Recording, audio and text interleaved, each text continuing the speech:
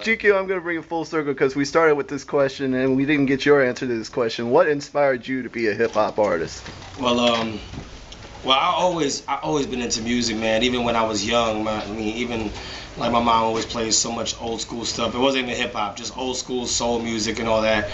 And I was always into music. I remember 5 years old, you'll catch me we used to have family events at the house, and I have like a little crazy microphone plugged into the stereo, and I'll be performing for my family and all that. And that's when I knew I wanted to get into the entertainment business somehow, but I didn't know it was gonna be rapping or producing or doing whatever.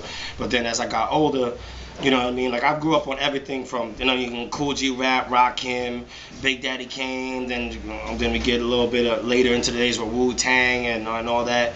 And I don't know, I just had a couple fellas around me that were really hard into freestyling and rapping and all that, and I used to be around them all the time. I ain't rap at all, but I used to be like, damn, I want to rap like these dudes. And they used to tell me to just freestyle and get in a cypher. So I used to just fuck around and start freestyling, and people used to be like, yo, you can freestyle, like you nice. And then I used to be like, all right, yeah, maybe I can. I started picking up the pen, and before you know it, now I'm doing it. You know what I mean?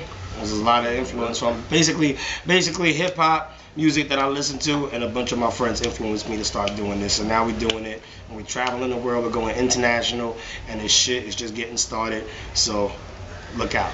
You know what I mean? Yeah. Now I think viewers will have probably noticed the King got up during that portion of the video, and your height is unmistakable when you walk through a room. So yeah. I gotta say, were there ever any aspirations of being like an NBA baller, or just never crossed your mind?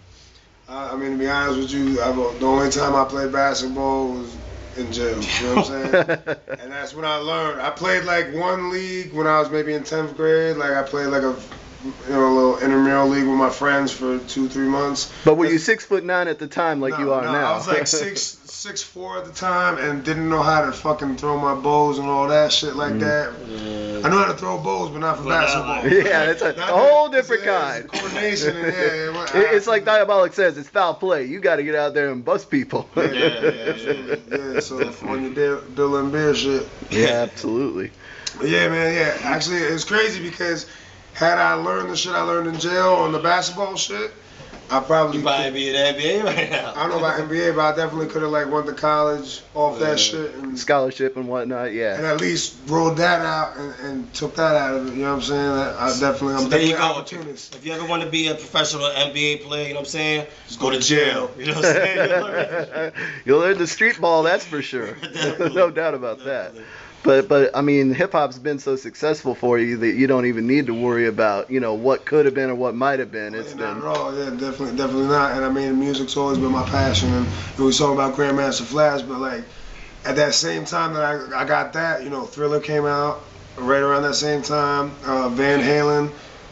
And my stepmom she had a lot of rock records. And when I go over there, you know, to my dad's house on weekends and shit, she'd sit down and she played me back. Like she sat me down and was like, listen, I know you got tapes, I know you're shit on the radio. She's like, listen to vinyl. And then I fell in love with that too and understood. And like, I just sat there for hours just staring at a record cover, looking at the art. Like, all those albums I listened to back then, all that's just burned in my head. Like, I can still see Van Halen's 4th album, like, just burned in my head. Just why, like, and sitting there and listening to like, that shit was crazy. That was, I mean, I got the non-hip-hop side of me as well, and the thing I always remember is the Van Halen cover with the baby smoking a cigarette. Yeah, and that was the biggest album. Yeah, and people were looking at me like, what the fuck is wrong with you, that baby smoking a cigarette? I'm like, just listen to this music. Yeah. And actually, that was the album. I heard that because that was the most commercially successful joint with David Lee Roth. You know, or unless they're new joints doing crazy numbers like that. Not like that. I don't know. I mean, maybe for nostalgia they're doing some numbers, but you know, they do have David Lee Roth back in the group on tour now. So. Right. Yeah. Actually, we was gonna catch that when we flew back from Europe. The day we came back, they was playing Madison Square Garden, but it was like. How much were the seats? It's $9. No, it wasn't for seats. It was $900 for VIP. Wow. But then it's me, him, and my wife traveling. So we're talking like $3,000 for me to meet Eddie Van Halen. I really like him, and maybe at some point in my career, you will be them. $3,000 won't be as much to me. But if I'm only making like five to 10 a tour, you know what I'm saying? Yeah, that's a big chunk of change out of the budget. Yeah. Three's a lot. No doubt So about that. yeah, and I could have got you know $300, $200 tickets, shit like that. I don't want to do that. Like, It's not worth it, man. You're gonna see the. I'd rather not see them live. And I mean, you know, that's one of the main reasons I fuck with music. You know what I mean? Is Van Halen and Eddie Van Halen. You know what I'm saying? But I don't know, man. There's only one way I want to see it. I want to meet him in person. If I can't do that, I'd rather just see the YouTube clips when they were young, jumping off drum rafters and shit. Yeah. That's the show I really want to see anyway. I'm not really too interested in watching these dudes at 50. I'm just interested in the aura. Then they gotta come up with an art show and see us show. And then, what the fuck? You guys are like, that's still one of my goals, though. Yeah, do a King Magnetic show where you're shooting off the pyros and people are flying across the stage and shit, just like a Van Halen or a Motley Crue show. They would fucking love us. They would love us. Yeah, because there's no special effects. We're actually just doing all this shit. You'd be surprised. I don't know if you get to see it tonight. The setup here isn't how we The setup's a little weird. I don't know if I'm gonna be able to stage dive up the stage. I don't know They got that little stage with those little staircases right there, right in front of it. If the wire's long enough, maybe I'll just walk to the top of the stairs and jump off. You know what I mean? Or you could do a dive. You can do like a pro wrestling dive, like over the balcony. Yeah, some crazy shit. We'll figure something out. We always do. But yeah, our live shows is crazy, man. So definitely, I gotta peep that. You'll be out there. You'll get a little footage. Absolutely. Get a little footage. Hopefully there's a couple little people out there. Yeah. So I mean, it doesn't really matter though. We've done shows for fucking 50 people and.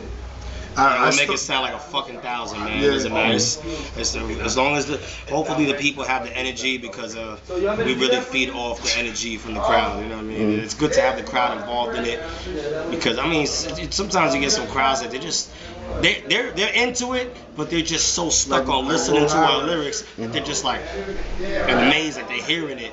But you know, we want them to just get crazy with us and enjoy the show, like be a part of it. You know what I mean? That's what we try to do. Absolutely. I understand like this situation. We out here. Most of these people want to see Capadonna. Some of them know me, some of them don't. You know what I mean? Every show, a couple people come to see me, but at the end of the day, we're talking woo here. You know what I'm saying? Just like we just did 2 joints with Jizz over there. You know, we put in some fucking work over there. Yeah, you know what I'm saying? It was real serious. And well, Jizz is real serious lyricist, so you can't not be serious with him. Yeah, no, absolutely. And at the end of the day, you know what I mean? When them shows was done, like, we gained a lot of fans. People that didn't know, they respected it, and that's how it is. We do a lot of, do that the same way I do my collabs. I do collabs with a lot of big artists, and at the end of the day, I either murk them or the worst anybody can ever say about me is, he held his own with this dude. Well, yeah, like the King of the Cause, for example, because, that was a crazy record where it was like, who's going to one-up the other? Because you're both lyricists and you're both dropping bombs all over that shit, so. You're talking about the project? No, he's just talking about the song. The King of the Cause? Yeah. I can get you the whole album, though. The album is... that shit is crazy, man. And then me and his album's even crazier than that, so it's like... The King of the Cause is it's been on the back burner a little bit. There's certain 4 years old now. Then we had some, paperwork problems and certain things they working out, but, I mean... Definitely first shout out Reef the Lost Cause, man. That's fucking family right there. And he's definitely always part of the reason I do what I do too, man. Because he opened a couple doors for me. But he kind of falls in that category of every MC's favorite MC. He's kind of one of those cats that everybody. A lot of people, man. And hopefully, like with the things I'm doing, and now I'm starting to book tours on top of sending myself out and then sending other artists out. So hopefully I can get him some of his proper tour money finally, because he's been doing it for years and years and years, and he goes on a lot of big tours and opens for cats, and even if those cats are fucking 10 years ahead of him, his fan base is not, his show is way better. He's way better than all them dudes. You know what I'm saying? He just has. He's a headliner, man. Reef is a fucking headliner. He just needs the right fucking management push in the right direction. He's incredible, man. And hopefully with the shit like I said, like the shit I'm doing, the same way he helped me to get to where I'm at, hopefully I can help him get to the next plateau, and we can just keep doing that. And by the time we're done, even if we don't fuck with the mainstream shit, we move a couple 100,000. Yeah. You know what I'm saying? To touch up on the subject though, you know what I'm saying? Like I said, the King of the Cause album been pushed back a couple years now, but when it does release, like be ready, because there's some joints that are fucking crazy. First single Marco Polo, Vinny Paz. Yeah, DJ Revolution on the cuts. So that's crazy. That's gonna be crazy. And then, but my favorite joint is was the Troublemakers. Look out for Troublemakers. It's act. You can YouTube. Oh, act. Yeah. I was about to say that one's on YouTube. Yeah. That's my shit. We leaked it. That's look. This is how old the album is. That was gonna be our third time about to drop it, but we keep running this paperwork bullshit with somebody I won't mention right now. Yeah. It's not me and it's not Reef, so it's somebody else. Yeah. You know what I mean? And yeah, we keep trying to drop it. I was like, yo, I'm gonna leak this song along with the single we had out, and then we're gonna push the album, and we just hit another roadblock. You know what I'm saying? Yeah. So.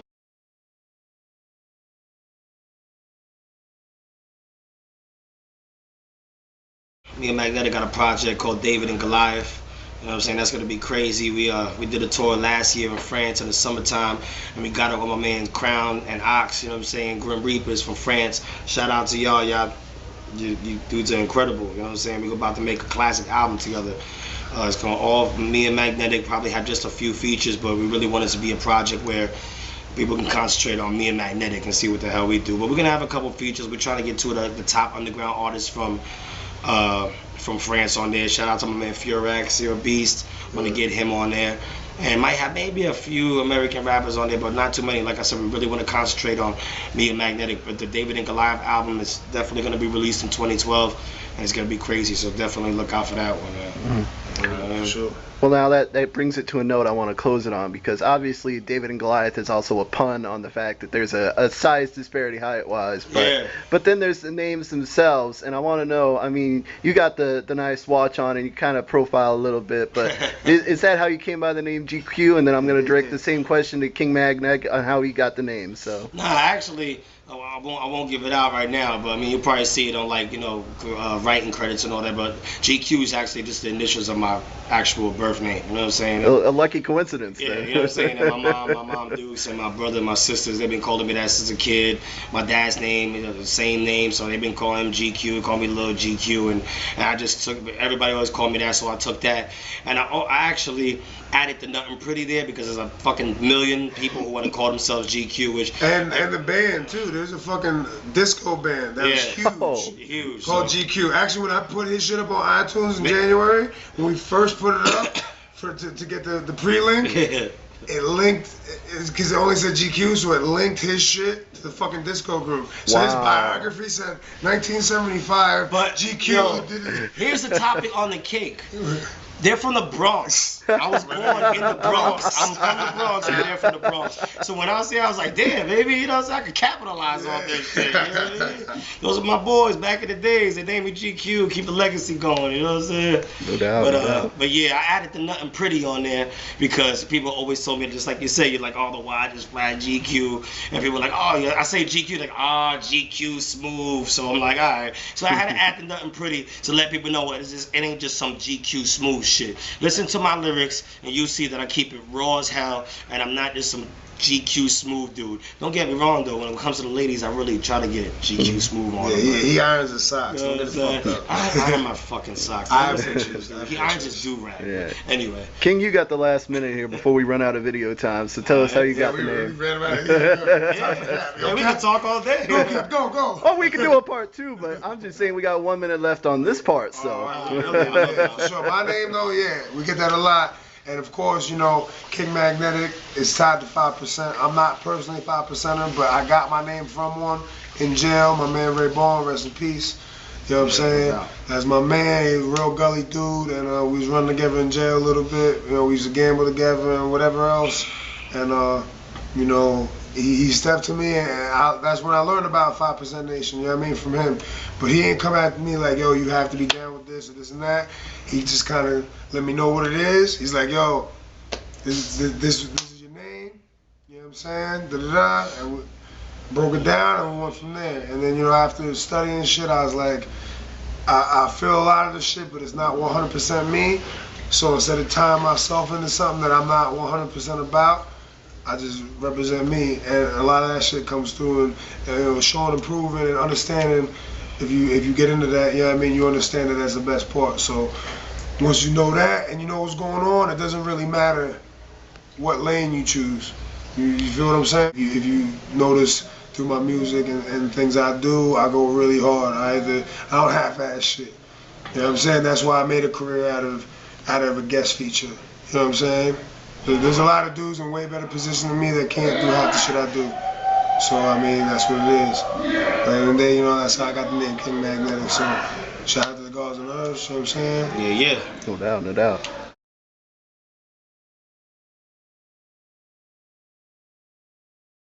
Now, things are getting pretty hype out there, so it's probably about time you guys are going to roll out and do a hype-ass set for Lincoln. Oh, yeah, let me all right. I gotta spit my Black Tour verse because I wrote this specifically kind of for this fucking tour. So I gotta spit this verse for you real quick, alright? So check it out. Y'all ready? Yeah. How's it start? Alright, listen.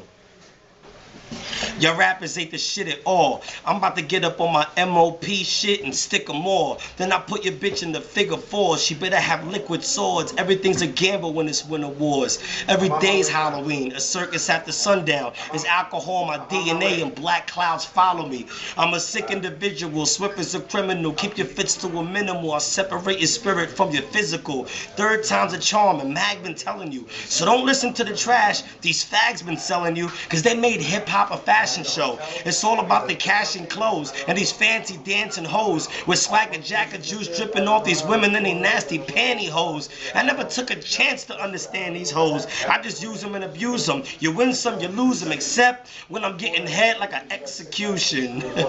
That's that Black Tour. Nice. We out of here. Black Cloud Tour.